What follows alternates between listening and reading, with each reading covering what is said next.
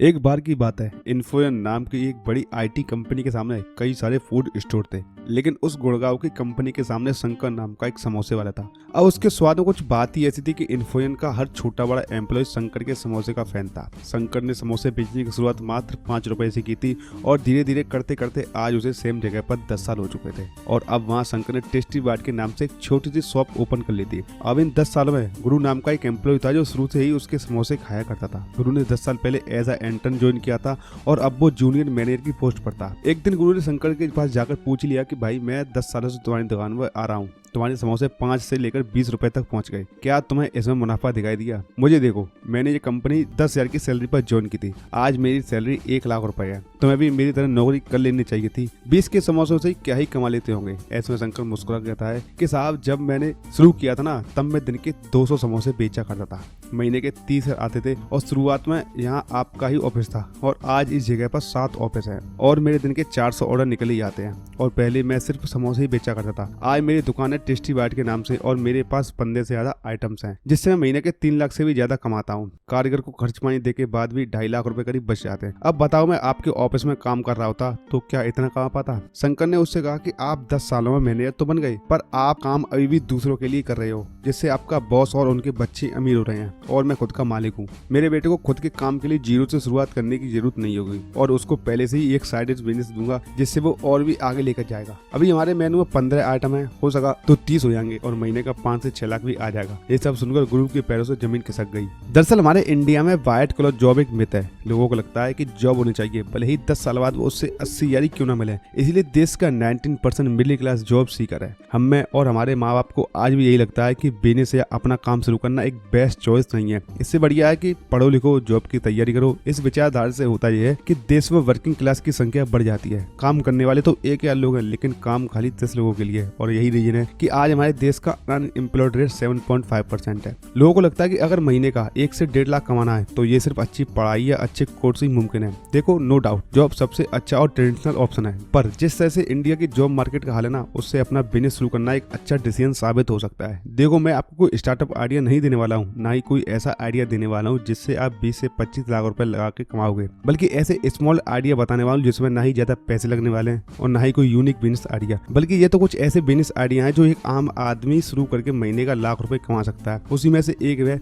Business idea number 1, fast food stall. India में जब भी नेसेसिटी की बात होती है ना, तो रोटी कपड़ा मकान में रोटी सबसे ऊपर आती है। और कहीं ना कहीं अनऑर्गेनाइज सेक्टर में देखा जाए तो खाना ही एकमात्र ऐसा प्रोडक्ट है जिसकी इंडिया में इतनी डिमांड और इतनी सेल्स है और इतनी वैल्यू है जितनी किसी और प्रोडक्ट की नहीं है। साथ ही और अगर किसी बिजनेस से कंपेयर किया जाए तो सबसे आसान और इजी स्केलेबल है फूड स्टॉल। देखो, इंडिया इकलौता ऐसा देश है जहाँ पर हर 100 किलोमीटर भाषा चेंज होती है, पहनावा चेंज हो जाता है और स्वाद उसका तो कहना ही क्या। आज की डेट में हर वो इंसान जिसके पास एक यूनिक टेस्ट है या एक यूनिक स्टोरी है, वो एक अपना छोटा सा फूड स्टॉल खुलकर बहुत पॉपुलर और वेल्थ हासिल कर रहा है। साथ ही अगर आप दिल्ली में कहीं भी जाओ तो आपको हर जगह सबसे ज्यादा 2 फूड देखने को मिलेंगे। लंच टाइम में छोले भटूरे और शाम को मोमोज। मेरे ख्याल में शायद बाकी कंट्री जैसे नॉर्थ ईस्ट में इतने नहीं खाए जाते होंगे, उससे ज्यादा तो दिल्ली वाले खाए जाते हैं। एग्जाम्पल के लिए इन भाई साहब को देख लो। एक फूड ब्लॉगर से बातचीत करने में मोह वाले भैया ने बताया कि डेली का 300 से 400 प्लेट सेल कर देते हैं और पर प्लेट 40 से 60 रुपए है। और इन्होंने बताया कि 17 से 18 की सेल तो डेली हो जाती है,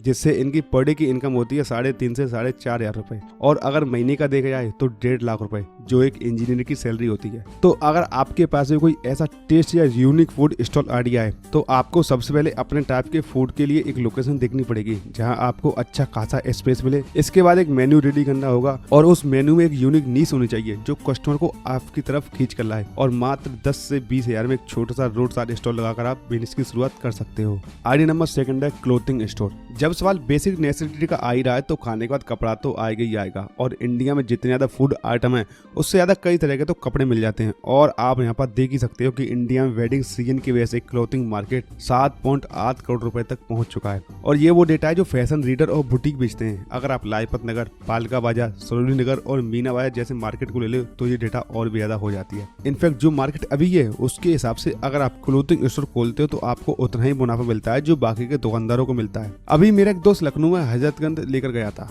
वहाँ पर काफी फेमस मार्केट है और खाने पीने और कपड़ों के मामले में भी एकदम नवाबी भी अंदाज है। अब वहाँ जो सबसे ज्यादा चीज बिकती है वो है चिकन क्लोथ। मेरा दोस्त जिस शॉप से चिकन का कुर्ता लेकर आया था, उस दुकानदार ने बताया कि वो 20 साल से सेम चीज बेच रहा है और पूरी दुनिया में जितने भी चिकन के कपड़े बेचते हैं वो सब इस लखनऊ के हजरतगंज इलाके से ही जाते हैं। उन्होंने बताया कि इस मार्केट में जितना कंपटीशन है उतना सेल भी है। तभी हम रिटेल से होलसेल में आ गए और कुछ ऐसा ही डिसाइड किया मनीष ने। अभी हाल में ही मनीष ने एक ट्रेंड देखा, एथनिक और स्टाइलिश कुर्ती जो मिल रही थी वो काफी हाई प्राइस में मिल रही थी।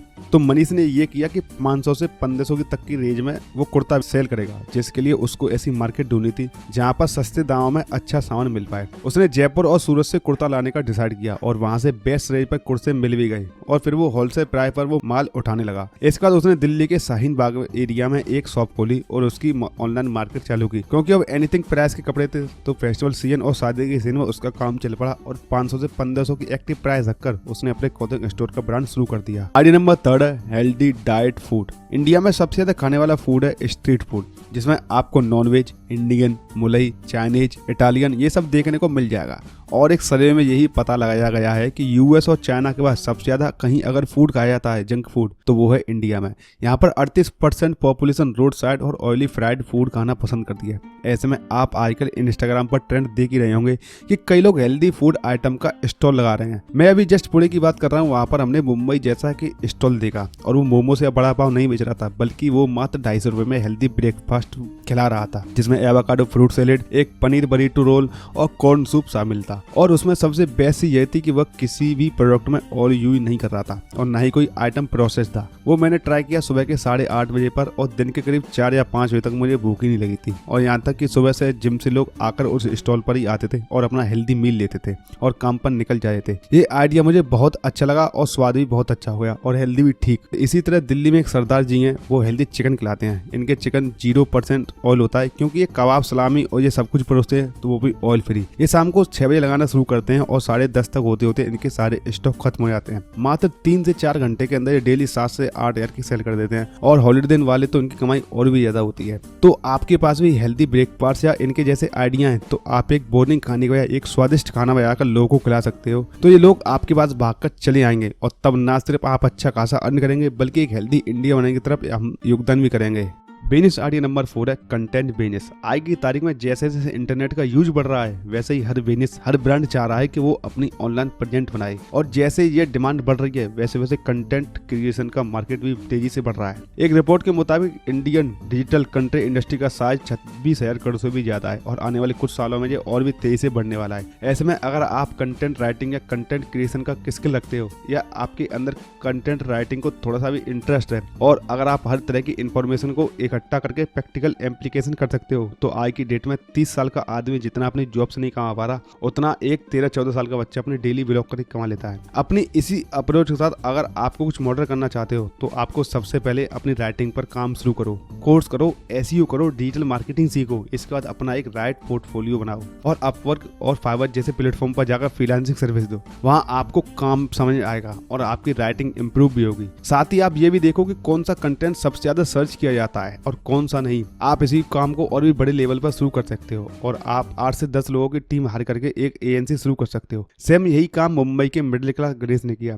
गणेश ने पहले कोर्स करके फ्रीलांसिंग काम शुरू किया जहां से उसकी राइटिंग और डीलिंग स्किल बढ़ी। फिर उसने 1.5 साल में मार्केट एक्सपर्ट एक स्टार्टअप काम किया जिससे उसकी मार्केटिंग और राइटिंग स्किल दोनों अच्छी हो गई और कुछ टाइम काम करने के बाद उसने अपनी जॉब छोड़कर खुद की कंसल्टेंट मार्केटिंग एजेंसी शुरू की और 10 लोगों की टीम से शुरुआत की और एक एक करके क्लाइंट लाना शुरू किए। देखते ही देखते गणेश के बाद 50 से ज्यादा फिक्स्ड क्लाइंट हो गए और उसकी टीम भी बढ़ने लग गई है, जिससे गणेश का सब खर्च काटकर महीने का 1.5 से 2 लाख रुपए कमा रहा था। तो अगर आप भी कुछ ऐसी इच्छा रखते हो तो आप शुरू में 15 से 30 हजार रुपए कमा सकते हो और जैसे जैसे आपके पास क्लाइंट और बेस बढ़ेगा आपकी अर्निंग भी बढ़ेगी।